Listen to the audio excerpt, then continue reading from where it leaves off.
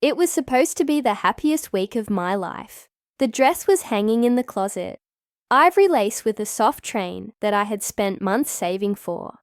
The avenue had been booked almost a year in advance. A charming converted barn with fairy lights strung across the beams. Ethan, my fiancé, had already finished writing his vows, and I caught him practicing in the mirror when he thought I wasn't looking. I was in the kitchen, finalizing the catering menu with the planner on the phone when my parents walked in. My dad's face was flushed, his lips pressed into a tight line. Mom followed, arms crossed, her eyes sparkling with that cruel satisfaction she only showed when she was about to hurt me. Please subscribe to our channel and tell us in comments from where are you watching this video. Hang up, Dad barked. I hesitated, the pen frozen in my hand. What? Why? Because, Mom said, her voice dripping with venom. There is no wedding. The world seemed to tilt. What are you talking about? I whispered. Dad slapped a folder onto the counter. The receipts, invoices, and contracts I'd carefully stacked.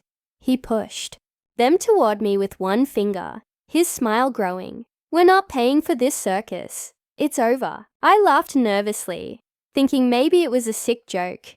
Dad, everything's already booked. The deposits are gone, Mom interrupted.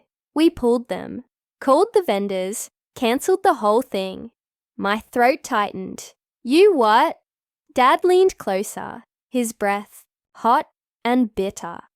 You should be grateful we even humored it this long. A circus like you doesn't deserve a stage. You think we're going to waste money just so you can play bride? Not a chance. Mom's laugh was sharp, like glass breaking. You in a white dress, please. People would choke. Better toned it now before you embarrass yourself. I felt my knees weaken, my chest caving. How could you? I whispered. How could you do this to me? Rachel, my sister, walked in right on cue, her timing always perfect when there was blood in the water. She glanced at the folder on the counter, then at me, and smirked. Guess the show's cancelled. Should have known they'd never waste real money on you. Shut up, I snapped, my voice breaking. Her smirk widened. Don't take it so personally. It's not like anyone was really going to show up anyway. Her would come watch you stumble down the aisle. You're not exactly the main character here. Mom cackled, slapping the counter. She's right. If we'd let it go on, it would have been humiliating. No one wants to see trash pretending to be a bride. We saved you from being laughed at. The irony hit me like a slap. They were laughing right now at me, at everything I had built, everything I had dreamed. Dad's voice dropped lower, cruel. Be thankful we even raised you. Now sit down, shut up, and stop acting like you deserve more than scraps. You're not special. You never were. The phone in my hand slipped onto the counter, the planner's muffled voice still chirping on the line before the call disconnected. My vision blurred as their laughter swelled. Rachel clapping like it was a performance. I stumbled back into my room, slammed the door, and slid down against it. My chest heaved. My stomach twisted until it thought I might vomit. The dress hanging in the closet suddenly felt like a joke, mocking me from its hanger. The invitations stacked neatly on the dresser may as well have been blank. Ethan knocked gently an hour later, his voice soft. What happened? I couldn't even say it. I just collapsed into his chest, sobbing. He held me tight, whispering, "We'll figure this out, I promise." But in my mind, a storm was brewing. They thought they could cancel my life with a single phone call.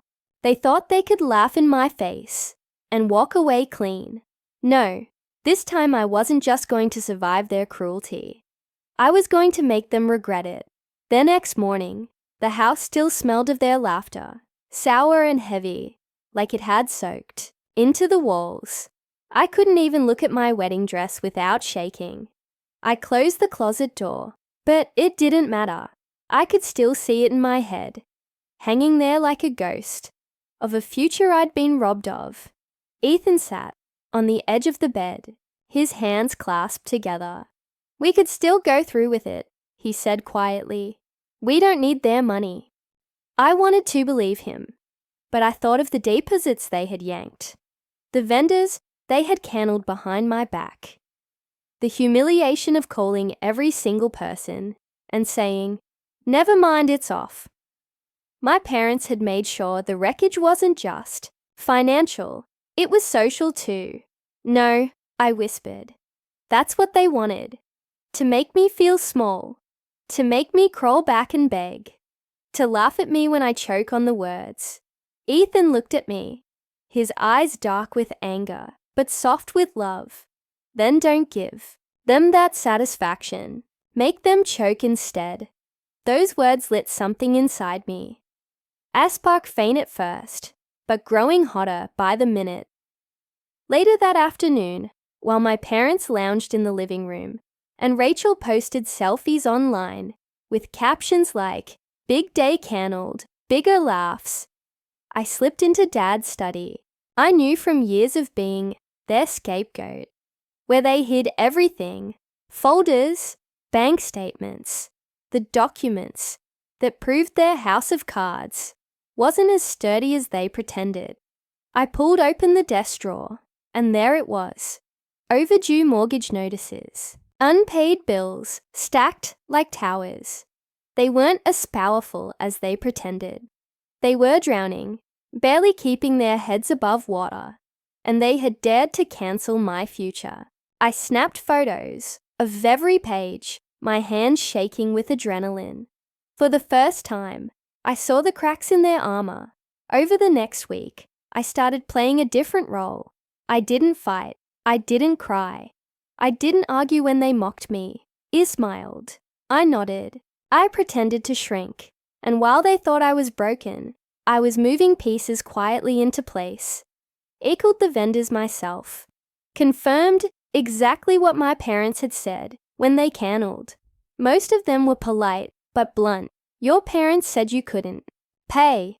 My cheeks burned as he listened, but I wrote it all down. Proof, receipts. Rachel left her phone on the counter one evening. I glanced at the screen lighting up a group chat with her friends. She had sent a picture of my dress in the closet with the caption, "Still hanging there like she's Cinderella, more like the maid." Her friends sent rows of laughing emojis. I screenshotted it before slipping the phone back. Every piece of evidence was a brick. I was building something with it, something bigger than a fight, bigger than a scream. At night, Ethan and I talked in whispers. "What if they find out what you're doing?" he asked, worry etched in his voice. "They won't," I said, eyes locked on the glowing screen of my laptop. "Because they've spent their whole lives underestimating me. They'll never believe I have the spine to strike back." And I was going to strike, not just to fix what they broke, but to make them feel it, to watch the smugness drain from their faces, to watch them regret the moment. They called my wedding a circus and laughed. When I was done, they wouldn't just lose control. They'd lose the one thing they prized above all else, the illusion that they were untouchable. The day they thought would have been my wedding day arrived. Instead of a ceremony, the house was filled with chatter and clinking glasses. Mom and Dad had thrown themselves a family dinner, inviting neighbors, relatives, even some of Rachel's friends. They wanted to turn my humiliation into their entertainment to gloat about how they'd saved me from disaster. I stood in the hallway with Ethan, my hands steady even as my heart pounded. They thought I was beaten, but tonight was mine. Dad clinked his fork against a glass, smirking at the crowd. "We had to make a tough choice," he boomed. "But sometimes parents know best. We weren't about to waste money on a circus." I finished for him, stepping into the dining room. The room fell silent. Dozens of eyes turned toward me. My parents' smug smiles faltered just for a second. "Funny," I continued holding up my phone because I brought a little something for everyone to see. I tapped the screen and the TV in the corner lit up. Slide after slide filled the screen. Mortgage bills, unpaid loans, foreclosure notices, every single overdue payment I had photographed. Gasps rippled across the room. Mum's face drained white. Dad's mouth opened, but no words came out. "This is the real circus," I said, my voice sharp and clear. "The house you brag about. Days away from being taken. The bills you pretend don't exist, piled higher than your lies. And you called my wedding a waste of money. At least my love wasn't built on debt and cruelty." Rachel shot up from her chair, her red-faced. "Turn it off," she shrieked. But I didn't. The next slide appeared. The screenshot of Rachel's group chat, her message about my dress, her friends laughing at me. Gasps turned into murmurs, and some guests shook their heads in disgust. Mum stumbled forward, her voice trembling. "You're trying to humiliate us in our own home." "No," I cut her off. "You did that yourselves when you smashed my dream, when you laughed at me for wanting happiness, when you called me trash in front of my child." Ethan stepped forward. Then, his small voice steady. "Grandma, Grandpa, you hurt my mum. You hurt me." The silence was suffocating. My father, that man who had never bent to anyone, dropped his gaze.